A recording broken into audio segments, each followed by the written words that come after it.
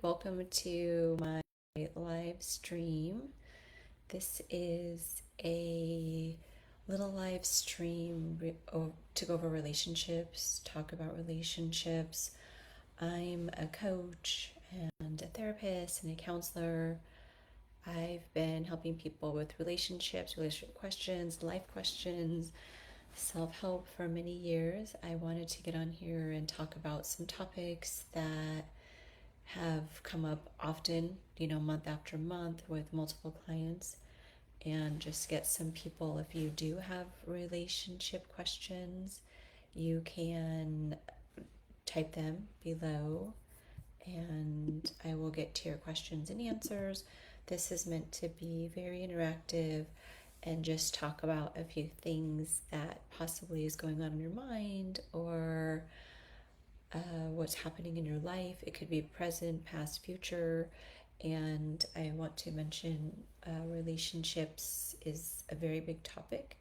There are partnerships where you're romantically involved, there are friendships, there's family members, there's work relationships, there's even kind of social at a distance relationships where you're just in the same community.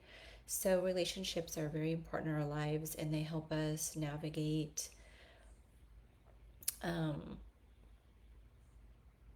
kind of how we interact outside of ourselves and we're not, when we're out doing something. So how you're treated in relationships is very important. Today, I'm going to go over just a couple of signs of toxic relationships. A lot of people kind of know the signs, and I think if you're even questioning, am I in a toxic relationship? If that's even a question, um, I mean, it's probably like a high chance that you are.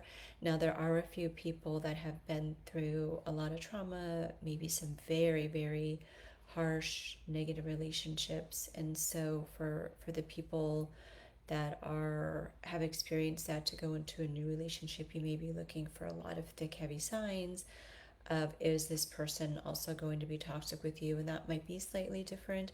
But if you've been in a relationship for many years and you are often feel like you are always made to feel guilty. Things are always your fault. Things are always blamed on you. If you feel like this is one of the biggest kind of topics that I get is oftentimes in a toxic relationship, this is a romantic relationship for the most part, but you meet somebody and they don't show any signs of toxicity and they're kind, they treat you well, they are present, they may be even over the top, like fun and interactive and giving you compliments. I mean, this can be very huge in the beginning, and people give other people the impression of who like this perfect person is, and they're really attentive to your needs and complimenting, maybe even giving you lots of attention, giving you undivided attention, maybe even doing nice things for you. And then the relationship will be choppy. Something will happen. And maybe there's a lack of communication, or maybe there's this huge misunderstanding, and you're left kind of like not understanding how that happened and how that came about. And so,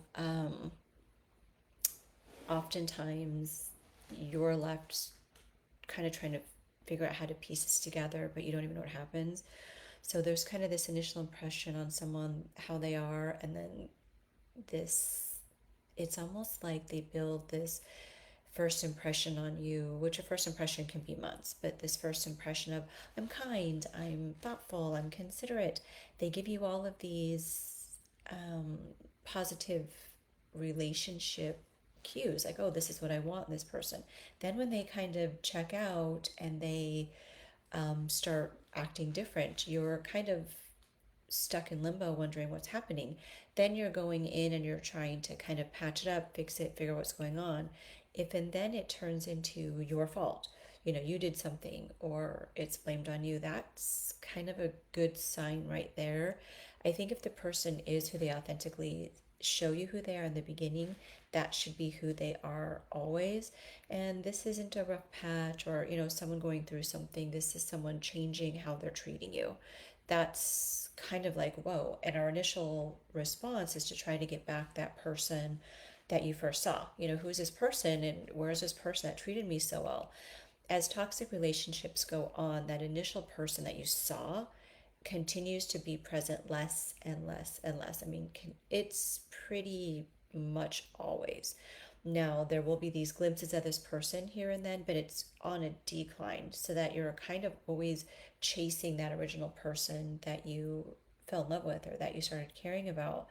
And this is where it can start turning toxic if the person receiving this kind of confusion and this hot cold or this kind of change in the relationship, the person experiencing that, if they turn inwards and they start questioning themselves, what's wrong with me? Where's my value? Am I not this? Am I not enough of that? Am I not doing enough for this person? When you start kind of questioning that, I feel like that's where it can be very complex because that initial thought, what's wrong with me, is really kind of what I'm going to say is difficult to acknowledge and notice within yourself. Because if you're with someone who's a taker and you're kind of a giver, that's the way you are. So it's very hard to not want to fix, to not try to get back to the place where you initially started. And so this is where it starts turning toxic on yourself because now you are thinking less of yourself, you're kind of devaluing yourself, you're allowing yourself to be treated a way that doesn't feel good, even if this person isn't outwardly doing anything to you, if they're not being harsh or they're not saying mean things or even doing anything mean at this point.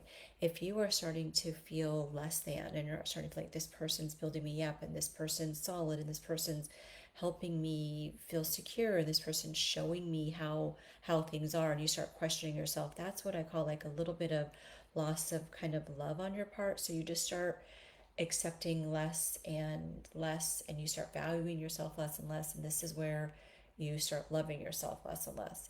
And this is kind of perfect for someone, the other person on the side of this toxic relationships, because now there's just more room for them. You've kind of shrunk in a little bit and now they're able to be more of them. And your role is to try to figure out what it is that's going to trigger these sporadic, um, maybe bouts of attention or them really, really showing you their care. And a lot of times people can say words, a lot of times people can just show you in glimpses, but if it's not kind of being there, that's where I would kind of say it's toxic or the beginning of it. Now, let's say you stay through it and the relationship kind of starts finding a little bit of balance and harmony and you guys are communicating and there is this relationship that's kind of maybe starting to take an upswing, then that's great. Maybe you work through some of your communication and maybe it wasn't toxic, it was just you kind of finding your ground. But if you do feel like you're slipping and your well-being is getting lower, I mean, that's a simple question to yourself. You look at yourself right here in this moment and you look at yourself a month ago, you look at yourself a year ago, you look at yourself when you first met this person or before you met this person. If you could honestly say, I'm not in a better place, then you need to do some kind of work on yourself. This doesn't mean that the other person is right, but it means you need to gain your confidence, your empowerment, your self-love, your well-being so that you can, get yourself kind of stable. And if you can do this while in a relationship and the other person's receptive to it, then that's great. Then that's, is if you're happy and the relationship's going well, then that's fine. But if it isn't and you start kind of trying to grow and this person starts getting a little more controlling or a little more dismissive even, or just not accepting of you trying to do some positive changes. Just to touch on positive changes, a positive change can be as simple as going through some I am meditations. I do that a lot in coaching, just kind of helping people detach a little bit from the world outside themselves and even from the relationship and just work on themselves. I'm okay. I have value. I like myself. I love myself. I'm a good person. Someone kind of going through these self affirmations can be very huge and very positive. And I always encourage people to do that every day. So you have daily intentions. I'm going to work on my self-care. And self-care can be drinking more water. Self-care can be doing anything at all nurturing for yourself. If this is working out, if this is a bath, if this is reading a wonderful book, if this is doing anything at all that's going to make you feel positive, giving your skin something wonderful, anything that's going to make you feel good, as talking to an old friend, someone that you haven't talked to in a long time, talking to a family member that you miss and that isn't in your life as much, that's something that kind of nourishes your soul. So, something like that is what I would consider kind of self care. And if this person is not supportive of that, I feel like that's another huge red flag for you to notice because they are invested in you kind of being lower so that they can be above you. And that feeling can cause anxiousness. It can cause you to feel like you're not empowered, you're not in control of your life, that someone else almost has control over your thoughts, your feelings, your emotions, your well-being, your happiness, your future. And that's not a healthy relationship. A healthy relationship is we have relationship goals and this is where we want to be, and we both lean on each other, we both support each other, and we're both here for each other. That is different than someone needing you to kind of feel less than. And I'm going to kind of touch on some really toxic relationships. A lot of times people will feel like they're in a relationship with a narcissist, or they're in a relationship with someone extremely abusive. This can come as a surprise because this person may not have shown that in the beginning of the relationship. But oftentimes, someone who finds themselves in an abusive relationship may have a role model when they were younger that has a lot of similar traits. So maybe there was someone overbearing. This person in your life could have been a parental figure, but not necessarily. It could just be someone that was very influential in your life, and they always kind of had this above you, down on you presence, and maybe you felt like they had control over things, or they had control over your well-being. And if it was actually a toxic relationship, then when you find this new relationship in a person, you don't know it, but it feels familiar. And what that means is that when you kind of compare how you feel with the relationship from when you were younger, they will feel different. I don't have power. I don't have a voice. I'm not okay. I'm waiting for kind of approval from this person, and I'm just not in charge of my life. Now, when you're in a very abusive relationship, I take it very serious when I'm talking to people, because abuse has so many different levels, and it can start with some verbal comments. It can start with raising tones. It can start with putting someone down. And it can even go to very harsh levels of manipulation. You can be abused financially. You can be abused emotionally, mentally, physically. And if you really are struggling with that and you're questioning that, I mean, this is something I take, like I mentioned, so serious. And I really delve in with people to try to find out what that is. So I will ask questions such as, um, give me examples of how you think this is happening. This can also be where I ask you a series of questions on how you feel about yourself, how you feel you're in charge of your life.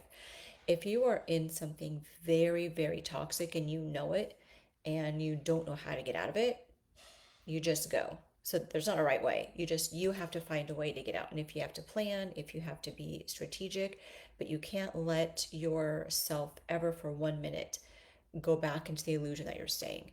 But you do need to find a way.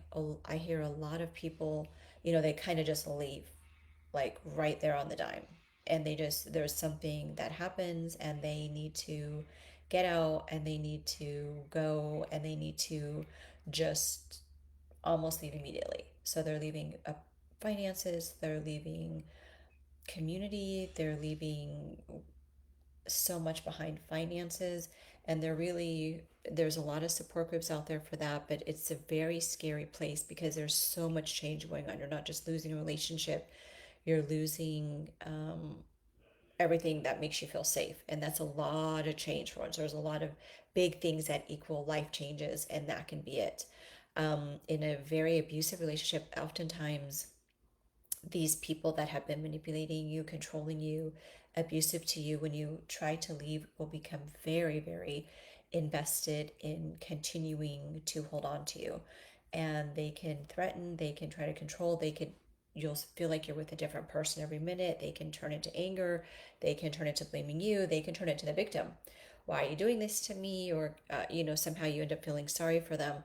So, that's a very emergency type of situation that needs help. But if you feel that this is a relationship you're starting and you just are looking for some advice, you're looking for what are the red flags, you're looking for how you kind of gain this back in yourself, and it really does start with yourself. If anyone has any questions, feel free to write a comment. But the next kind of step in when I'm talking with someone that's possibly going through a toxic relationship or a narcissistic relationship is it's very important to really get in touch with what part. So if you're in a relationship, there's the other person, there's you, and then there's y'all together. So if it's when I'm dealing with someone kind of going through this, even if it isn't toxic, it's just not working for you. This is a very effective tool that I use when I'm talking to people, and that is that you have to figure out where you are and kind of take yourself out of the us, the you and that other person. And how do you do that? So I help people kind of untangle that and unweave that. A lot of the us is invested in past, present, and future, and when you're unraveling that, it feels like your whole future is disappearing, because now your future with that person is gone. So therefore your future has changed, or it's different, or you can't see it anymore. And that feels scary. That feels kind of frightening and can start causing anxiety, and people, I don't know if it's so horrible to be alone as it is to feel like you're pulling out yourself from this us kind of toxic situation. So what I do is work with people with kind of their emotional body and help kind of get that out first, work on some fears, anxiety, things that will kind of make you feel better about yourself, and even just some breathing techniques work. Breathing can be very, very healing, and a lot of this work is done in present time. So if you're working on your breath and you're just focusing on long inhales and kind of long exhales, maybe even with your eyes closed, really kind of feeling your breath expand and contract, even just 5 deep breaths just in present time can kind of reset you and help you to feel here. When you're trying to entangle yourself in a relationship and you're thinking about all the past and you're worrying about the future, and you're not breathing well, and you're dealing with possibly some incoming negativity from this other person, and working on yourself without kind of this breath work, it's it's harder to be in present time. So kind of being present with your breath can bring you in present time, but there's also many other ways to be in present time. But when you're in present time, you're not as worried about the future, because you're kind of able to say, kind of right in this space, right in this second, I'm okay. And I work with people to build on that okayness. If I'm okay right now, I can be okay kind of in the next second. And the next thing you know, you're in the next second, but you're in present time again. So helping people live moment to moment and kind of build themselves in that present time. The person you were before you started a relationship with somebody, and the person you are in the relationship, and the person where you are now ready to leave, you're not the same person. So you can't really go back to that. You need to kind of figure out where you are now. And it doesn't matter really where you are, as long as you're starting from now and you're building on now. What happened, and oftentimes in toxic relationship, if you're made to feel like you're to blame and you did all these things wrong and this is kind of happening, then it's difficult to even know who you are, because you're listening to this voice that says all these things that don't match how you feel about yourself. So I help people work with kind of wiping that away. Maybe someone said you were purple. Well, maybe you're like, I'm not purple though. Instead of defending the fact like, I'm not purple, I'm not purple, I'm not purple, you just kind of sit with yourself and you're like, I'm not anything. I'm just calm. I don't have to, I could take those labels off that the other person used. I'm not hurtful. You could take those labels away when you're in present time and just working on you where you are. And you where you are can be very lucid for a minute in that you are where you are. But from right here in this present time, kind of breathing, you can recreate yourself. And who do you want to be? I want to be positive. I want to be healthy. I want to be happy. I want well being. I want a moment of peace. I want to just feel like I'm okay. And that's all doable. Honestly, I can get every single person into a place of being okay in this moment just by walking through some breaths, just by kind of doing some simple exercises. And that's a beautiful place. Being a wellness coach, I do wellness retreats, I do one-on-one sessions, I do some community events where we gather and talk about it. I do live events, and this is something that I like because it helps people grow and it helps people know that they're not alone and they're going through things. But these are very transformative, fast-paced ways of working on yourself. So if you're again looking for ways to heal after a relationship, you can heal while in a relationship. I do really believe in you healing before you try to go into another relationship. And the reason why is because if everyone wants maybe to be with someone, possibly like I want to feel loved, I want to feel special, but if you're going into a new relationship after leaving an old relationship and you are in a place where you have these negative thoughts about yourself, possibly, and by negative, just less than, not value, don't have a lot to offer, broken, not okay. When you find somebody, that's kind of how they're meeting you. So the person you're going to meet is either going to be at that frequency and that vibration, which may not sound terrible, but that's not really where you want to stay. And someone who's not in that place, you may attract another abusive person because they recognize that somehow you are willing to take more, or you're such a people pleaser, or maybe you even, kind of self sabotage or talking to them. I don't feel great about myself. These are ways where narcissists will kind of jump in on that and recognize, okay, this is kind of an easy prey. This is someone that I can kind of manipulate very easily. So I do recommend it. Growth can be very fast. Growth can be a couple of months. It isn't that you need to be alone for years. I also work with people to help them get out of this negativity in a way that is easy. And by easy, it means you're focusing on it, you're looking on it, but this isn't crying for months. This isn't going through all this harsh negativity. It's disconnecting the thought of who you never were. If someone told you in a relationship you're not okay, you're less than, it's not true. So it's just taking that thought, that emotion, that vibration, that frequency, that belief system that was never true, and taking it out of your space. So you don't really need to go through all of the, well, they said I wasn't okay because of this. They said and I wasn't enough. You don't really need to go through all that because it doesn't matter. It was a lie. It was never true. I believe everyone is capable of beauty and love and has value, and you need to see that in yourself. And so, in doing that, I can help people transform and go through positive changes in themselves without going through all of the hurt and pain. Now, we do need to glimpse at it and we need to know what's there, but we don't need to stay on this. So this is something you have to stay on for a long period of time. It's meant, let's figure out what these lies are, basically, figure out how to unravel them, how to untangle them, and help you truly see your authentic self. And coaching and therapy gives me this huge gateway to help people that come to me, and I can talk to them about how to rebuild themselves. So if you have any questions, comment below. You could feel free to send me a message. You can also reach out to me. My email is info@zenretreats.com, and that's Zen with an X. xenretreats.com. Send me a message. I'm happy to connect with you.